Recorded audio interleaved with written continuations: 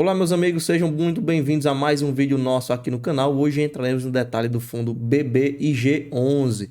É um fundo de shopping, o primeiro fundo de shopping base 10. Esse é o seu primeiro relatório gerencial, acabou de sair. A gente vai dar uma olhada nas suas atualizações, ver questão de expectativas, tem questão de como é que está se comportando atualmente o fundo, tá? Ele atualmente não tem nada de shopping ainda nele, porque a gente vai dar uma olhada nisso. Entender os prazos aí da gestão aí para os próximos meses, né, as próximas semanas, o que é que está em mente da gestão, o que é que dá para esperar do fundo a seguir, ok? Sem demoras, vamos aqui direto ao relatório gerencial. Estamos aqui com o objetivo do fundo, que é a exploração imobiliária através de aluguéis dos shopping centers, né? Assim como também a questão do ganho de capital através da compra e venda dos shoppings. Ele vai falar um pouco sobre a estratégia, né, que é justamente essa receita de shoppings, né, além do ganho de capital, a parceria com a Iguatemi, né? É um fundo aí entre o Banco do Brasil, a SET, né, e a Iguatemi aí, uma das maiores companhias aí voltada para o setor de shopping centers, ok? Inclusive o segmento dos shoppings do BBG11 é voltado para shoppings classe A e B, localizados em regiões ali de concentração de renda, uma renda já mais alta. O comprometimento do fundo é um investimento, né, uma parceria aí entre o BBIG e a Iguatemi, né, com a equipe aí da BBA7. Aqui algumas informações gerais, né? O fundo bem recente, esse é o primeiro relatório oficial do fundo. O fundo é datado de 24/4 desse ano. Patrimônio líquido, apesar de ser um fundo que acabou de iniciar, ele teve uma captação relativamente alta, né? Até melhor falando, extremamente alta, né? Quase 1 bilhão de patrimônio na primeira alocação, uma quantidade de cotistas atual de quase 15 mil cotistas. Isso para o fundo que está no seu primeiro relatório, está no seu primeiro anúncio do rendimentos, ele anunciou rendimentos, foram os 8 centavos entregues, ok? Inclusive a data de pagamento é agora dia 14, né? Ele não foi pago, mas aí saiu 8 centavos de rendimento, que dá uma rentabilidade de 0,8, acima de 0,8% na cota de 9,83. Ele está sendo negociado próximo disso, 9,79, valor patrimonial por volta dos 9,70. Aqui temos taxa de administração 0,8, não tem taxa de performance, mas alguns números aqui a gente vê no decorrer do relatório. Ele vai falar que analisou a questão da primeira distribuição de cotas, né? É um valor ali, é um fundo base 10, como a gente viu. A liquidação foi em dia 24/4, como a gente viu inicialmente.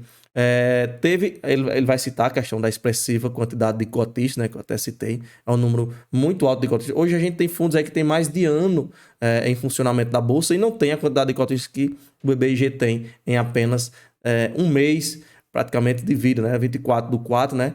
Tá indo agora para o seu segundo, terceiro mês, ainda nem fechou, né? Ainda nem fechou, né? Um trimestre ainda de vida. O fundo já tem a quantidade de cotistas relativamente alta e um patrimônio também relativamente alta. Ele vai falar também da questão da renúncia da taxa de administração. A gestão optou por renunciar a essa taxa com dois critérios, né?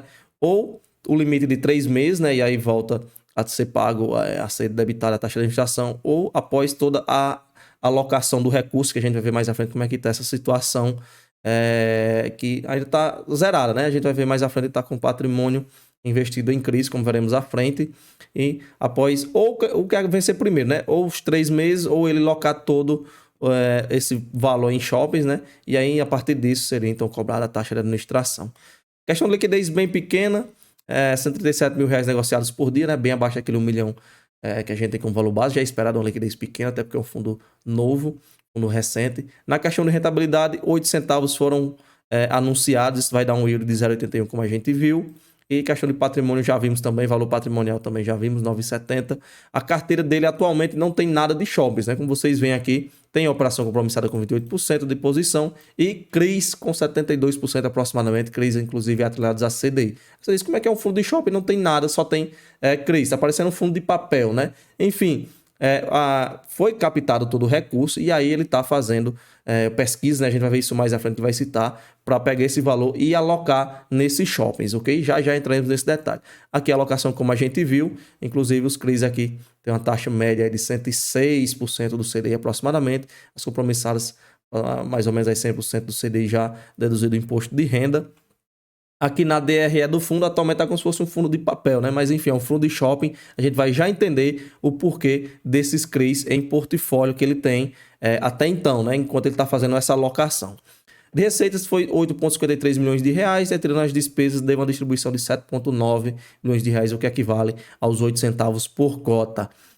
Aqui ele vai citar que a proposta inicial do fundo é de manter a carteira majoritariamente em CRIs, a posição maior em CRIs, até que a conclusão das negociações para aquisição dos ativos imobiliários de shoppings, né, aconteça. Ou seja, enquanto ele está fazendo as negociações, ele, para não deixar o dinheiro parado, ele alocou tudo em CRIs para usar como uma forma de liquidez rápido, né? Ele quer já pegar o dinheiro, encontrou o shopping, esse shopping aqui, vamos comprar, vende os CRIs, pega o dinheiro e compra no shopping, o dinheiro não ficar parado, ok? Essa é a estratégia inicial do fundo. Vai falar novamente da questão do yield, né?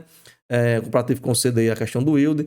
Vai falar novamente da questão da quantidade de cotistas, o volume disponível para negociações, por 960 milhões de reais, né, que é o patrimônio atual do fundo, e ele cita que vem implementando um processo de investimento em 5 grandes etapas, né? A partir daqui a gente vê como é que ele vai estar trabalhando para alocar esse dinheiro. O primeiro ponto é o seguinte: a prospecção e a seleção, a busca, a coleta por shoppings aí que se enquadrem na estratégia do fundo. Item 2, né? Dando prosseguimento, aprofundamento da tese de investimento. Esse shopping realmente faz parte da tese do fundo. Esse shopping tem um rating que ele quer ter, como ele citou, um rating mais alto. Esse shopping está localizado numa área que o shopping quer, que é uma área com uma renda mais alta, como ele também citou, tá? Ele vai avaliar isso aí. Esse shopping tem a possibilidade de ser gerenciado pela equipe Iguatemi, né? Se essa possibilidade de colocar a equipe para gerenciar isso, e tudo isso ele vai avaliando, né? Após isso tem um due diligence, né? O due diligence é a questão da investigação, a questão da negociação ali mais criteriosa, de ver mais detalhes sobre essa operação antes de chegar e aí então ir para o item 4, que é a negociação de valores e contratos, né? E aí fechando, dando o ok, entra na carteira do ativo, né? E passa então a ser agora somente a questão da gestão da carteira do BBIG, tá? Ele cita, né, que é um criterioso processo de identificação e análise. Ele até faz um filtro aqui para a gente interpretar melhor como funciona. Ele dá um exemplo aqui de 65 ativos, onde tem a participação em shoppings que foram mapeados, né? Após esse mapeamento aí com base em critérios, temos ali um total, por exemplo, de 65 ativos. O BBIG dá prioridade à aquisição de ativos dominantes do mercado que operam em alta rentabilidade. No caso, aí já vai restringindo o filtro. O outro filtro aqui seria ativos que se encaixam na questão do crédito, na questão do retorno imobiliário, né? Na questão, inclusive, da oportunidade de administração pela Iguatemi, como eu falei. Ele vai reduzindo, né? Vai filtrando. E aí o foco final dele é finalizar ali com 3, 4 ativos, né? Que são oportunidades aí que se encaixam em todos os critérios de investimento, com oportunidade, inclusive, de compra no curto prazo, tá? Tem que ter o cuidado nessa questão de curto prazo. Tudo que é curto prazo tem um custo mais alto, né? Questão de compra, tudo que você tenta comprar ali o mais rápido possível, você vai comprar a questão de oferta e demanda, obviamente você vai comprar mais caro, e tudo que você quer vender também na questão do curto prazo, quanto mais rápido você quer vender, você tem que vender mais barato, né? Para vender, para ter liquidez. Enfim, ele vai citar que os ativos aos trabalhados estão em linha com o objetivo do fundo, né, que são shopping centers que se destacam pela sofisticação, localização diferenciada, capacidade de atrair um público-alvo elevado, né, e tal público-alvo de patamar aquisitivo mais alto, né, já uma classe já com a renda mais alta.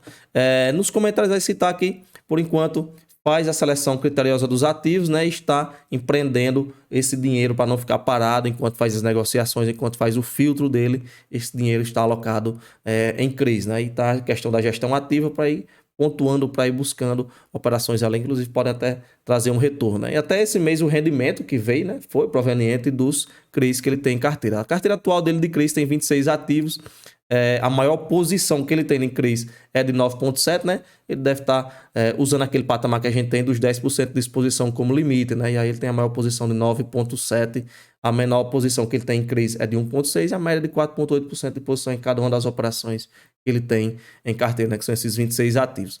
O rating dos devedores, né, desses CRIs, a maior parte são AAA com 60%, e aí tem outras classes com seus percentuais. Vai citar novamente a questão dos 8 centavos distribuídos e a gente já entra no glossário do fundo, né? Comenta aí o que você achou do ativo, fica essa expectativa aí de ver como é que o fundo vai comportar esse patrimônio, né? Quais os shoppings estão sendo aí negociados. A gente vai acompanhando os relatórios para ver o que é que está na mira do ativo, né? Questão de dividendo, vou chutar ali o palpite que ele repita os 8 centavos, até porque não teve movimentação na carteira de CRIs, inclusive a carteira atrelada principalmente a CDI, a taxa CDI vem reduzindo reunião após reunião, mas aí tem até uma expectativa de dar uma freada nessa redução. Então, diante disso, vou chutar aí que ele entregue valores próximos a isso, até porque não tem uma oscilação tão grande no CDI como tem na inflação, né, que oscila bastante de mês a mês. Então, vou palpitar que ele entregue aí os mesmos 8 centavos por mês. Tem a questão da taxa que está em renúncia, né, que nesse mês ainda também não vai ser cobrado, né, porque está dentro daquele período dos 3 meses, né, e o valor também ainda não foi alocado, ok? Então, diante disso, vou palpitar aí que ele entregue valores próximos a isso, beleza? Isso foi tudo que a gente tinha para ver, a gente se vê no próximo vídeo e valeu!